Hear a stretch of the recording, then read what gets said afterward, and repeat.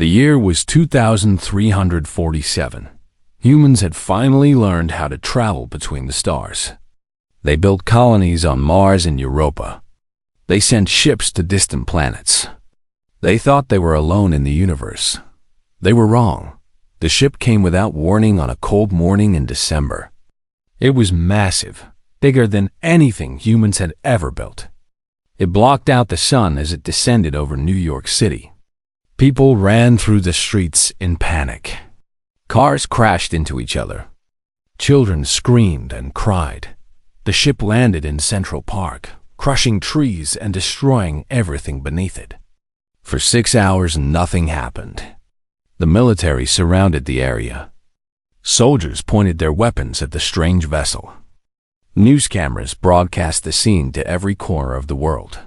Then the door opened. Ambassador Zethric was tall and thin, with gray skin and 4 arms. His eyes were completely black, like 2 holes in his face. He wore robes made of some shiny material that seemed to move on its own. Behind him walked 12 soldiers in armor that glowed with a soft blue light.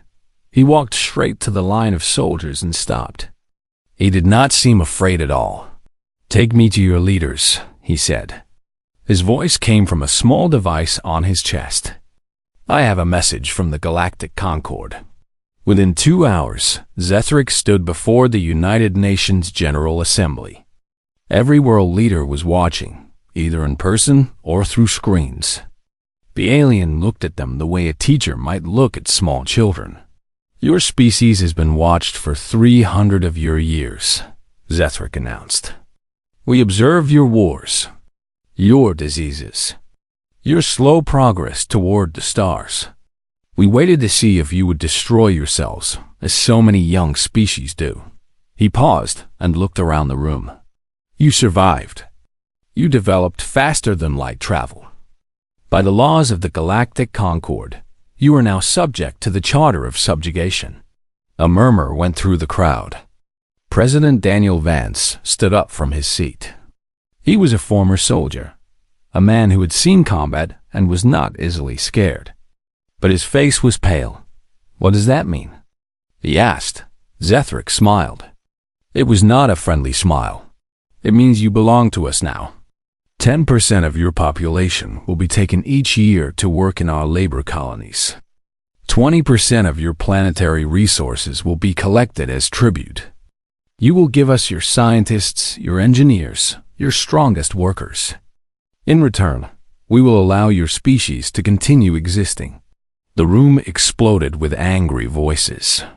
Leaders shouted and pointed. Some demanded to know who gave the Concord the right to make such demands. Others called for immediate military response. Zethric waited until the noise died down. "You have 72 hours to agree to our terms," he said calmly. "If you do not, we will demonstrate what happens to species that refuse." Admiral Katie Morrison stood at the back of the room, watching everything.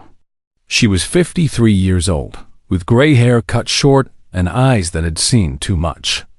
She had spent her life defending Earth from threats in space. Pirates, asteroids, rogue nations with nuclear weapons. This was different. This was something she had never trained for. Dr. Samuel Grant found her after the meeting. He was the lead scientist behind humanity's quantum drive technology, a nervous man with thick glasses and hands that were always moving. "They don't know what we have," he whispered. "They've only seen our civilian ships. The military vessels are hidden." Katie nodded slowly. "How many ships do we have ready?" 12. "Maybe 15 if we rush the construction. That's not enough." "No," Samuel agreed.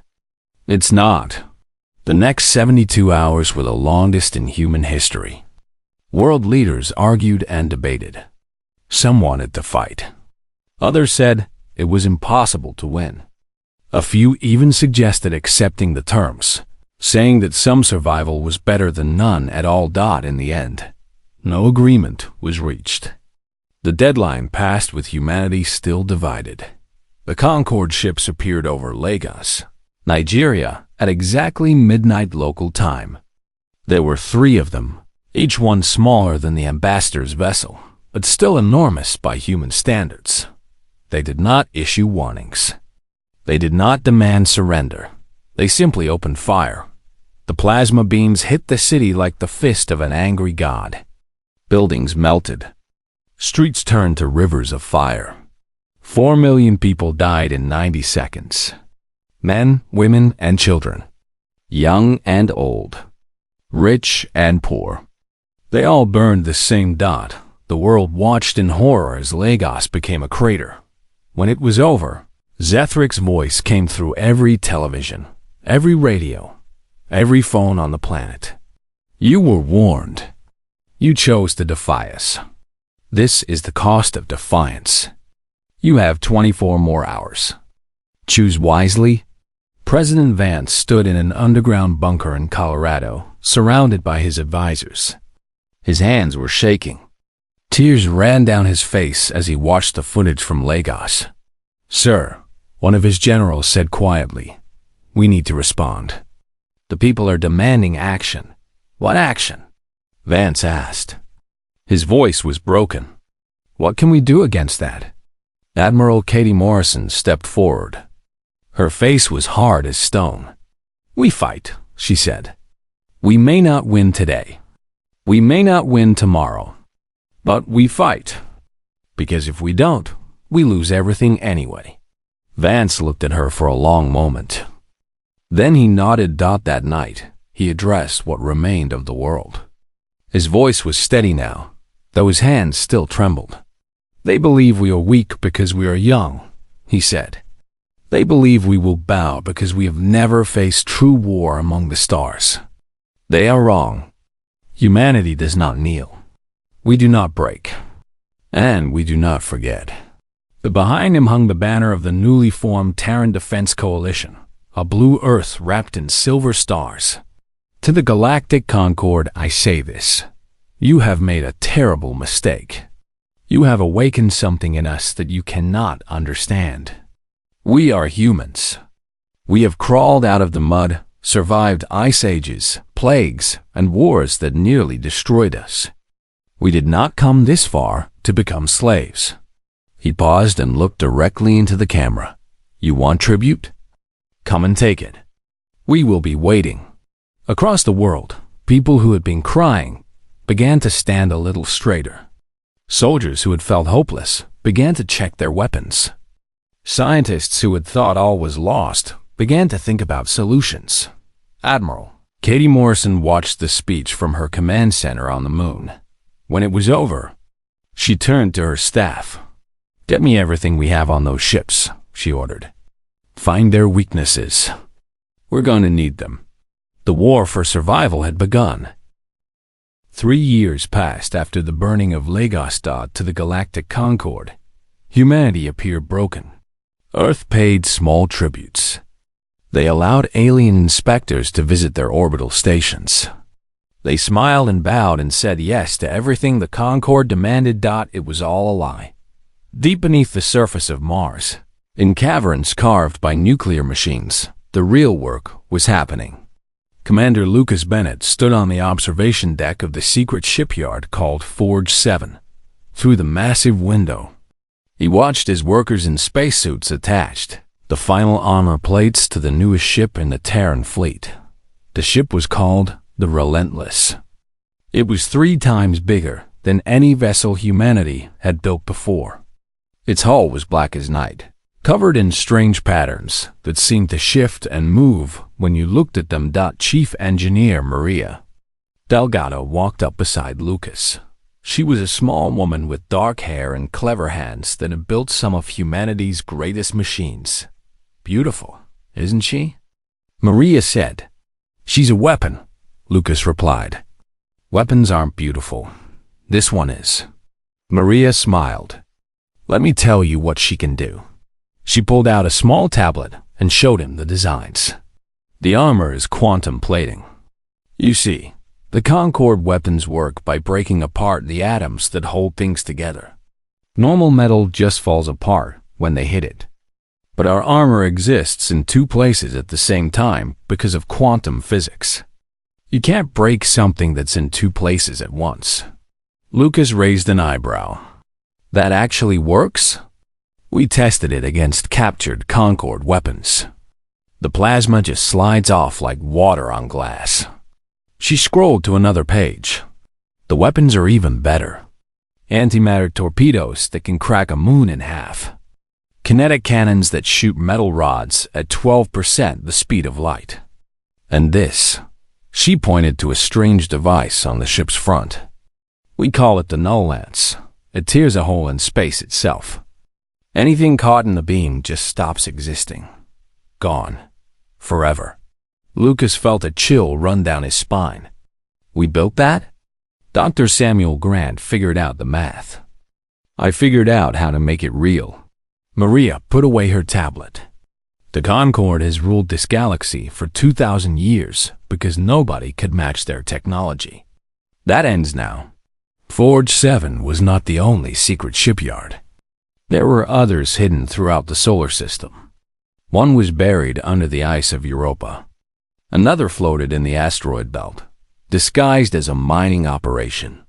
A third sat on Titan, powered by the moon's natural methane. The Concorde believed humanity was building 12 small defense ships. The truth was 400 warships, each one more advanced than anything the galaxy had ever seen.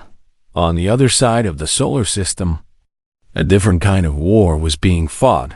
Agent Nicole Patterson sat in a small room on the Concorde station called Verithan. She was pretending to be a human servant, one of thousands taken from Earth as part of the tribute. For 18 months, she had cleaned floors, carried food, and listened. Always listening. The Corvani masters thought humans were stupid animals, barely smart enough to follow simple orders. They talked freely in front of their servants, never imagining that one of them might be a spy with a perfect memory and a hidden communicator. Nicole had learned many things. She learned that the Corvani were not the only species in the Concorde. There were over 200 others, arranged in a chain of command. The Corvani sat at the top. Beneath them were the Dreth, a warrior race with 4 arms and thick green skin. Beneath the Dreth were the Milani, small creatures with big eyes who were good with machines. And so on, down and down, each species forcing tribute from the ones below. It was not an alliance. It was a pyramid of slavery. Nicole also learned that the species in the Concorde hated each other. The Dreth wanted to overthrow the Corvani. The Milani wanted to destroy the Dreth. Everyone wanted to rise higher and push someone else down. One night, she sent an encrypted message back to Earth. The Concorde is not as strong as it looks. It's held together by fear, not loyalty. If we strike hard enough at the top, the whole thing will fall apart. General Christopher Lane received the message in his command center on the moon. He was an old soldier with white hair and scars on his face from battles fought long ago. He had been planning humanity's revenge since the day Lagos burned. If we want to win this war, he told his staff, we need to cut off the head. The Corvani homeworld is the key. Destroy their ability to rule, and the rest of the Concorde will turn on itself. The Corvani homeworld is 47 light years away, Admiral Katie Morrison pointed out. It's defended by the largest fleet in the galaxy. How do we get there without being spotted? Dr. Samuel Grant stood up. He looked even more nervous than usual. I've been working on something, he said. The Concorde uses interdiction beacons to prevent ships from jumping into their systems. We figured out how to modify our quantum drives to slip past them. It's not tested yet, but in theory, we could jump directly to Corvani Prime without warning. In theory, Katie repeated. Yes, there's a 30% chance the ships explode during the jump. Samuel pushed his glasses up his nose. But if it works, we could hit them before they even know we're coming. Katie looked at Christopher. What do you think? The old general was quiet for a long moment. We've been playing defense for 3 years, he finally said. Hiding, pretending to be beaten. Our people are getting tired of waiting. They need a victory. A real one. He stood up and walked to the holographic map that showed the galaxy. In 6 months, our fleet will be ready. 400 ships, fully armed and trained. We'll send 50 of them to Kovani Prime. The rest will stay behind to defend Earth in case something goes wrong. And if the jump kills everyone? Katie asked. Then at least we died fighting instead of living as slaves. Christopher turned to face her. Admiral, I want you to lead the defense fleet. Commander Bennett will lead the strike force. Katie nodded slowly. And what's the objective? What do we hit when we get there? Christopher pointed to the hologram. A massive ring surrounded the Corvani planet, a structure so large it could be seen from space. That's the Concorde's brain. Their central command, their tribute processing centers, their administrative offices.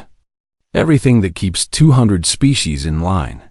We destroy that ring, and the whole system falls apart. The room was silent as everyone considered what he was saying. It was the most dangerous mission in human history. 50 ships against the heart of an empire that had ruled for 2,000 years. Lucas Bennett spoke first. When do we leave? Christopher almost smiled. 6 months. Train your crews. Test your weapons. And say goodbye to anyone you care about. He paused. Some of you won't be coming back. Across the solar system, in hidden shipyards and secret bases, humanity prepared for war. Soldiers trained with new weapons. Pilots practiced maneuvers that had never been tried before. Engineers worked through the night to finish the last ship's dot, and in her small room on Verithan Station, Nicole Patterson continued to listen. She had one more secret to find before the attack. The location of the Corvani fleet, where they were stationed. How quickly they could respond to a surprise attack. She would find it or die trying. The day of reckoning was coming. The Battle of Proxima Centauri was the moment everything changed. The Concorde had sent 60 warships to humanity's newest colony. It was supposed to be a simple tribute collection. Go to the human settlement, take their resources, remind them who was in charge.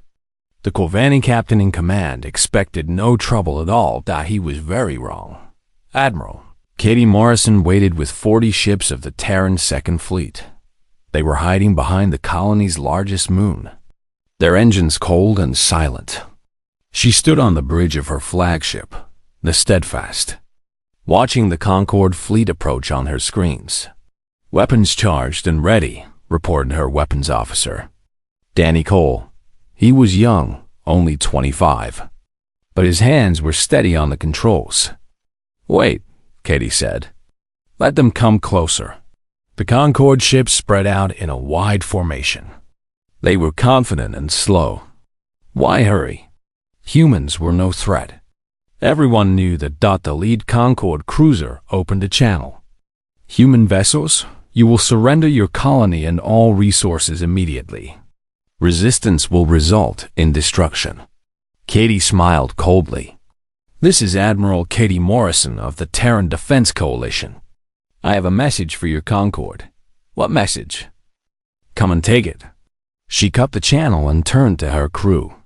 All ships, weapons free. The Terran fleet powered up their engines and swept around the moon like birds of prey. The Concorde ships detected them and opened fire immediately. Plasma beams shot across space, bright yellow against the black void. The beams hit the Steadfast directly in the front. The whole ship shook. Danny Cole gripped his console, waiting for the explosion that would end his life. It never came. The quantum armor flickered with strange light as the plasma struck it. The energy spread across the hull like water on a hot pan. Then it was gone, leaving no damage at all. Armor holding at 100%, the engineering officer reported, his voice full of wonder. It actually works. Katie allowed herself one moment of satisfaction.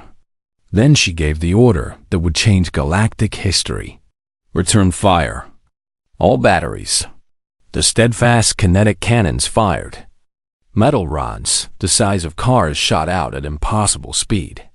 They crossed the distance between the fleets in less than a second.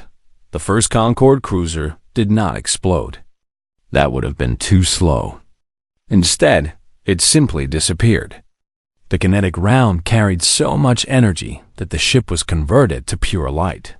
For a brief moment, a second sun burned in the darkness of space. Then it was gone. The other Terran ships opened fire. Antimatter torpedoes streaked across the void. Kinetic rounds punched through Concorde vessels like needles through paper. Ship after ship died in flashes of fire and light.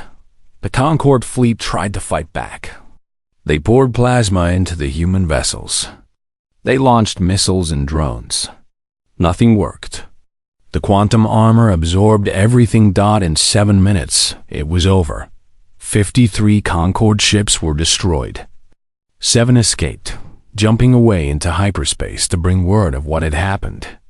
Katie stood on her bridge, looking at the field of debris where the enemy fleet had been. Pieces of alien metal tumbled slowly through space. Emergency lights blinked in the wreckage of broken vessels. Casualties? She asked quietly. 3 ships damaged. No deaths. She closed her eyes for a moment. 3 years of hiding. 3 years of pretending to be weak. 3 years of watching her people suffer under alien boots. It was finally over. The real war had begun. News of the battle spread across the galaxy like wildfire. The Concorde tried to hide it, but the survivors talked. And then others talked. Soon, every species in the chain of tribute knew what had happened. The humans had fought back. The humans had won. On dozens of worlds, slaves who had accepted their fate for generations began to whisper. If these strange newcomers could defeat the Concorde, maybe defeat was possible. Maybe things could change, but the Concorde was not finished. High Chancellor Vortrix of the Corvani received the news in his palace on his homeworld. He was very old, with gray skin wrinkled like dried paper and eyes that had seen empires rise and fall. "How many ships did we lose?" he asked. 53, High Chancellor. "And the humans?" "None destroyed. 3 damaged." Vortrix sat in silence for a long time. Finally, he spoke. "These humans are not like the others. The other species we conquered. They fought with passion, but not with skill. They had courage, but not strategy. These humans have both." He turned to his military commander. "Send the home fleet. All of it. I want their planet burned to ash." "High Chancellor, if we send all our ships, we leave the homeworld undefended. Who would attack us? We are the Corvani. We are the masters of this galaxy." Vortrix waved his hand dismissively. "Send the fleet. End this problem before it spreads." 1,000 Corvani warships began to gather. The largest fleet ever assembled in galactic history. They would jump to Earth and finish what they had started with Lagos. But humanity had plans of its own.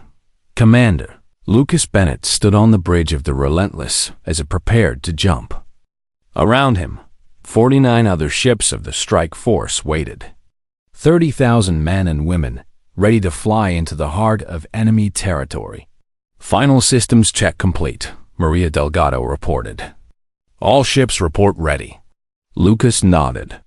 He thought about his family back on Earth, his mother in Texas, his sister, and her kids in Chicago.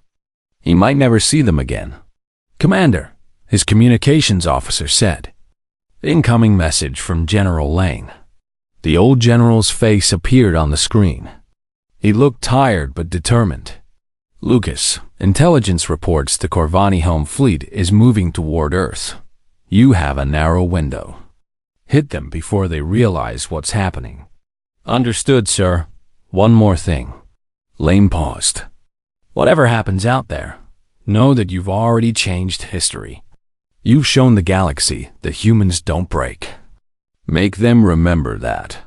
The channel closed. Lucas looked around at his bridge crew. Maria at the engineering station, Danny Cole at weapons.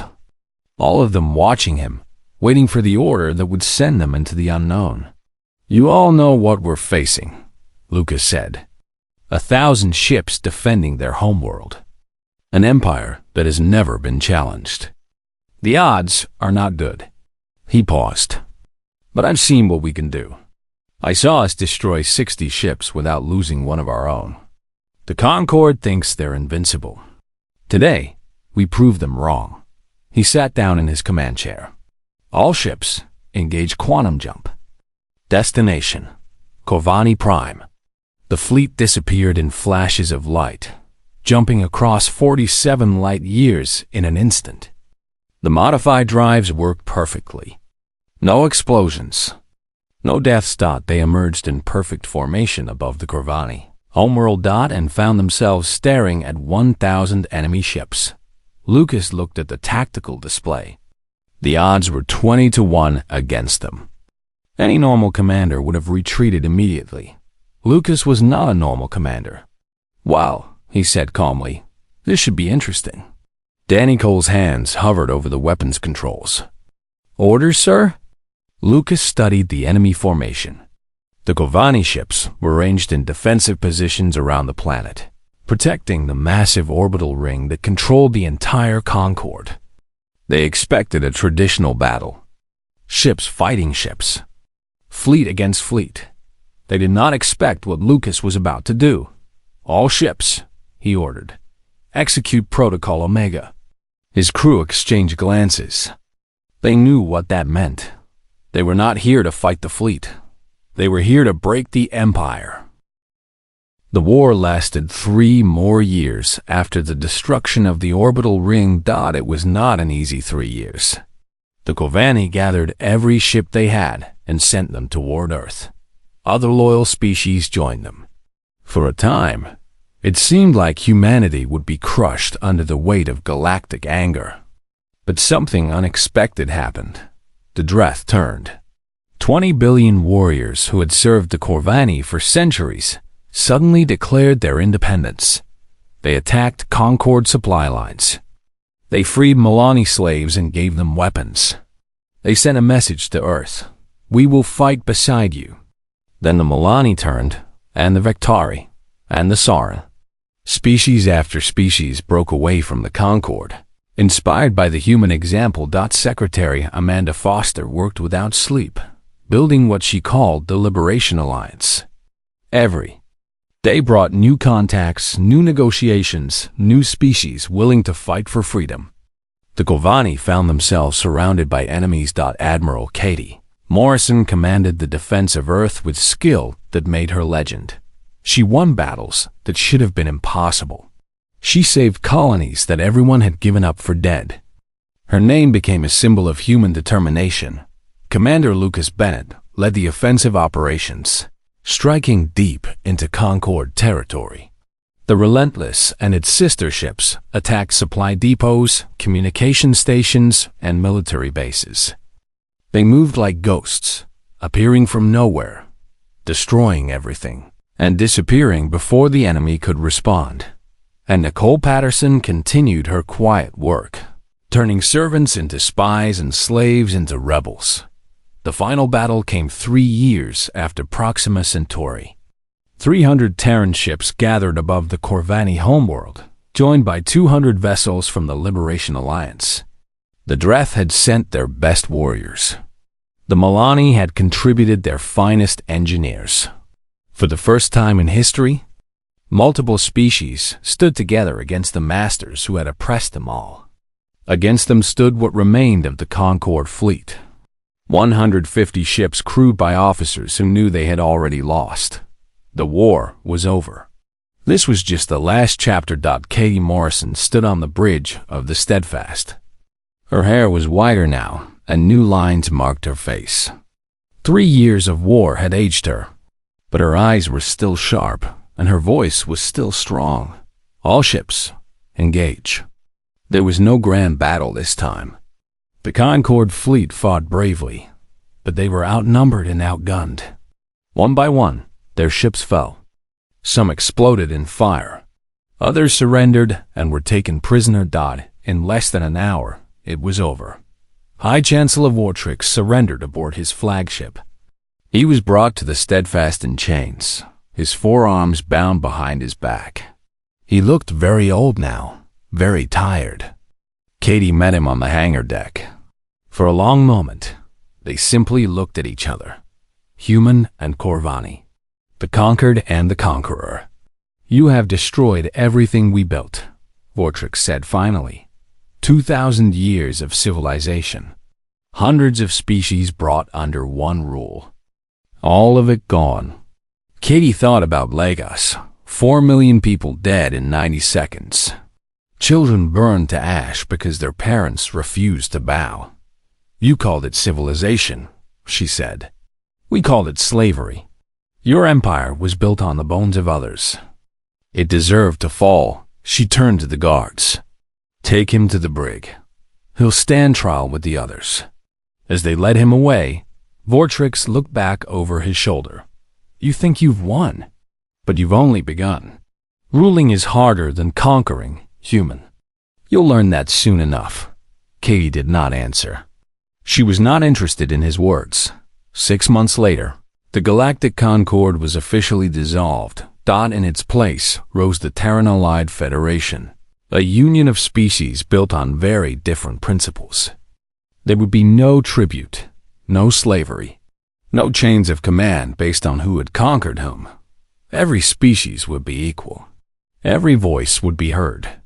The inaugural meeting was held on a new space station called Unity, built in neutral territory. Over 200 species sent representatives. Some had been free for centuries.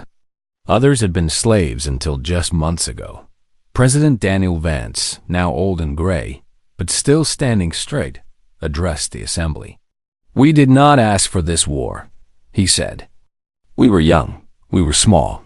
We just wanted to explore the stars and find our place among them. But when tyranny demanded our submission, we chose to fight. Not just for ourselves, but for every species that had been told their only choices were slavery or death." He paused, looking out at the assembled delegates. So many different faces, so many different shapes and sizes. All of them watching, waiting to see what kind of future humanity would build. Today we begin something new. Not an empire built on fear. Not a hierarchy built on power. A partnership. A community of equals. The age of tribute is over. The age of freedom has begun. The applause lasted for 10 minutes.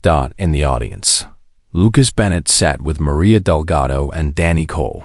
They had all survived the war, though they bore scars both seen and unseen. Lucas had a metal arm now, replacing the one he lost in a battle above a Corvani colony. Maria had burns on her face from an engine explosion.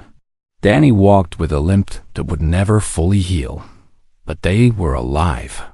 They had won. Katie Morrison was not there. She had retired after the final battle, returning to Earth to find some peace. But she had sent a message that was read at the ceremony. "We proved something to the galaxy. Courage matters more than age. Determination matters more than numbers. No species, no matter how powerful, has the right to own another. Remember that. Hold on to it. And never let anyone take it from you." Nicole Patterson was there, finally out of the shadows. She had been awarded more medals than she could count, though she refused to wear any of them. Some heroes fight in the light, others work in darkness. Both kinds are necessary. That night, after the speeches and celebrations were over, Lucas found himself alone on observation deck. Through the window, he could see 1,000 stars.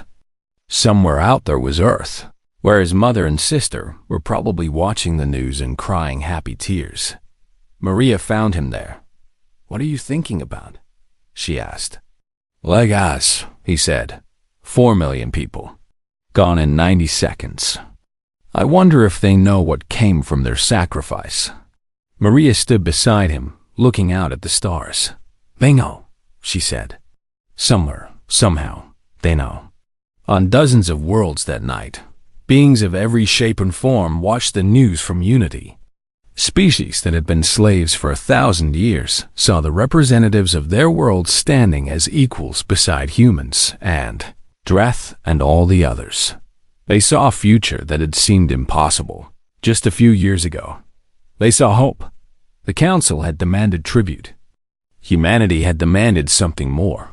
Freedom, dignity, the right to stand under the stars, without bowing to anyone. Their reply had not just destroyed an empire, it had changed the galaxy forever. And somewhere, in a small house on the coast of Maine, an old admiral watched the sunrise and smiled. It was a new day. For everyone. The end. Protocol Omega was not a battle plan. It was something much more dangerous. The 50 Terran ships did not slow down to fight the Corvani fleet. Instead, they accelerated, pushing their engines to maximum power. The quantum drives gave them speed that no Concorde vessel could match. They flew directly toward the planet. The Corvani commanders shouted orders in confusion. This was not how wars were fought. You were supposed to meet your enemy in space, trade fire, destroy, or be destroyed. You did not simply fly past the defending fleet like it was not there, but that was exactly what the humans did. Enemy vessels pursuing, Danny Cole reported. They're falling behind. Can't match our speed. Lucas kept his eyes on the main screen.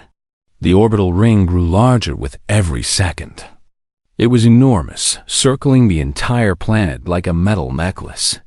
Millions of people lived and worked there. It was the brain of the Concorde, the center of everything, and it was about to die. All ships, charge null lances, Lucas ordered. Maria Delgado worked her controls. Weapons charging. 30 seconds to full power. Behind them, the Corvani fleet fired desperately. Plasma beams and missiles filled the space between them. Some shots hit the Terran ships. The quantum armor held. 20 seconds. The orbital ring filled the view screen now. Lucas could see individual structures on its surface. Communication towers. Defense platforms. Docking bays where ships were trying to launch. 10 seconds. Enemy missiles closing fast, Danny warned. Ignore them. Stay on target. 5 seconds. 4, 3, 2, 1. Weapons ready. Lucas stood up from his chair. All ships, fire at will. 50 beams of absolute darkness shot from the Terran fleet. The null lance was not like other weapons. It did not burn or explode or cut. It simply erased. Where the beams touched the orbital ring, matter stopped existing. Holes appeared in the massive structure, perfectly round and completely empty. Atmosphere rushed out of broken sections. Explosions rippled along the ring as power systems failed. Pieces the size of cities broke away and began falling toward the planet below. The Corvani fleet stopped firing. For a long moment, every alien in the system simply stared at what was happening. Their most sacred structure, their symbol of power, was coming apart before their eyes. Keep firing, Lucas ordered. Don't stop until it's all gone. For 14 minutes, the Terran fleet circled the planet like wolves around wounded prey. The null lances cut the orbital ring into smaller and smaller pieces. Some sections crashed into the planet's surface, causing destruction that would be felt for years. Others tumbled off into space, dark and dead. When it was over, nothing remained but debris. The psychological effect was immediate. For 2,000 years, the Corvani had told every species in the galaxy that they were unbeatable. That resisting the Concorde was foolish. That the smart thing was to bow down and accept your place in the chain. Now, their greatest achievement burned in the sky above their homeworld. On the Concorde station, Verithan, Agent Nicole Patterson watched chaos unfold. Corvani officials ran through the corridors, screaming at each other. Dreth soldiers abandoned their posts. Milani workers stopped working and simply stood, staring at the news feeds. She had waited for this moment for years. Carefully, she moved through the station. Nobody stopped her. Nobody even noticed her. She was just another human servant, invisible and unimportant. She reached the communication center without any problems. The guards who should have been there had left to watch the news. Nicole sat down at a console and began typing. A message went out to Terran Command. The Concorde is breaking apart. Recommend immediate contact with all subjugated species. We have a chance to build alliances. Then she sent another message, this one to the Dreth military commanders on the station. The Kolvani are weak. Their power is broken. How long will you continue to serve masters who cannot protect themselves? It was a small spark. But in a room full of gas, a small spark is all you need.